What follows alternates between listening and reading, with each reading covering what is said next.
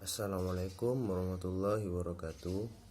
Di sini saya akan menjelaskan tentang banding pajak.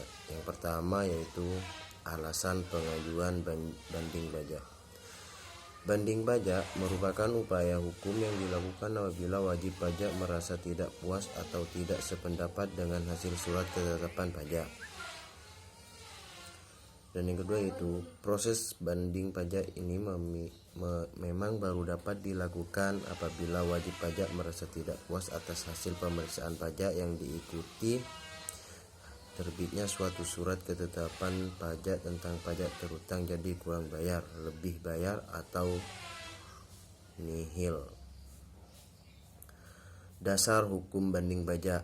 Yang pertama, seperti yang Anda ketahui, proses di atas merupakan bagian dari proses hukum dalam perpajakan. Tentu saja proses ini didasari oleh ketetapan hukum yang berlaku. Yang kedua, mengenai banding pajak, dasar hukum yang menaunginya adalah Undang-Undang Nomor 14 Tahun 2002 tentang Pengadilan Pajak. Sementara proses hukuman meliputi keberatan, banding hingga peninjauan kembali. Keberatan yang pertama, 1. Sebagai wajib pajak, Anda memiliki hak untuk mengajukan keberatan atau suatu ketetapan pajak. Caranya dengan mengajukan keberatan secara tertulis kepada DJP. Dan yang kedua, surat pengajuan keberatan ini paling lambat bisa Anda ajukan 3 tahun sejak tanggal dikirimnya surat ketetapan pajak atau sejak tanggal pemotongan atau pemungutan.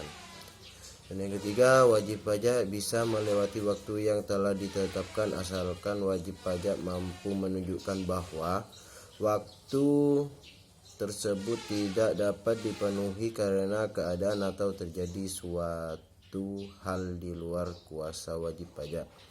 Dan yang terakhir itu, setelah surat keberatan diterima, maka wajib pajak harus menunggu keputusan atas keberatan tersebut dalam jangka waktu 12 bulan.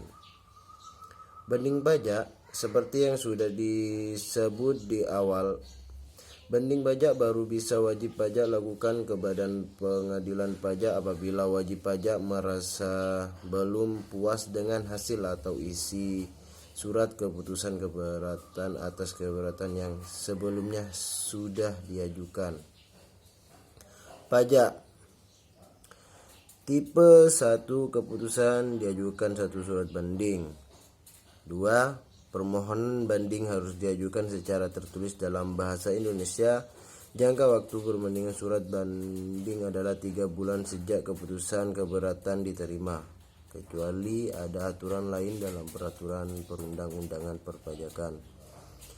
Dan yang ketiga, surat banding juga harus dilampiri surat keputusan keberatan tersebut. Dan yang keempat, banding hanya bisa diajukan jika besarnya jumlah pajak terutang yang dimaksud sudah dibayar 50%. Dan yang kelima, lampirkan surat setoran pajak atau SSP atau pemindah bukuan PBK.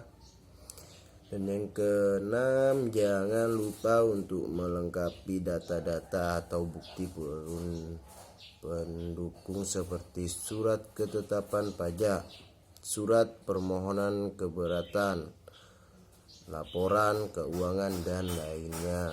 Apabila sidang banding pajak akan dilaksanakan, maka pemohon banding akan mendapat pemberitahuan paling lambat 14 hari sebelum sidang dimulai. Dan pihak yang mengajukan banding pajak. Dan yang pertama yaitu proses banding pajak harus dilakukan oleh pihak terkait, antara lain banding pajak dapat diajukan oleh wajib pajak itu sendiri, ahli wajib pengurus, atau kuasa hukum wajib pajak. Apabila selama proses banding pajak pemohon meninggal dunia, maka banding pajak dapat dilanjutkan oleh ahli warisnya.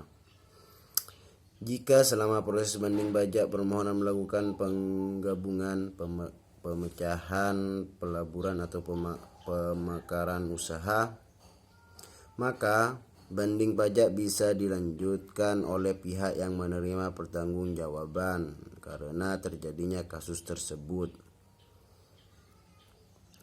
Hak pemohonan banding pajak. Yang pertama, setelah persyaratan banding pajak telah dipenuhi, pemohonan banding pajak juga memiliki hak-hak yang bisa diperjuangkan oleh pemohon banding pajak. Berikut ini hak-hak pemohon banding pajak yang perlu Anda ketahui. Yang pertama yaitu selama jangka waktu 3 bulan sejak diterimanya keputusan banding pajak, pemohon banding berhak melengkapi surat bandingnya untuk memenuhi ketentuan yang berlaku. Dan yang kedua, surat bantahan bisa dimasukkan dalam jangka waktu 30 hari sejak diterimanya surat uraian banding pajak. Diperlakukan sepanjang memberitahukan kepada ketua pengadilan pajak secara tertulis. Dan yang ketiga, pemohon banding pajak berhak hadir dalam sidang pembacaan keputusan. Dan yang keempat, pemohon banding pajak berhak didampingi atau diwakilkan oleh kuasa hukumnya yang telah terdaftar. Dan yang kelima, pemohon banding pajak bisa meminta kepada majelis perihal kehadiran saksi. Dan yang keenam, proses banding pajak memang terbilang cukup lama. Pengadilan pajak wajib menetapkan keputusan paling lambat 12 bulan sejak surat banding pajak diterima. Dan yang terakhir, apabila permohonan banding pajak ditolak atau dikabulkan namun hanya sebagian, maka wajib pajak dikenal sanksi administrasi berupa denda 100% dari jumlah pajak berdasarkan putusan banding. Kemudian dikurangi dengan pembayaran pajak yang telah dibayar sebelum mengajukan keberatan. Ya,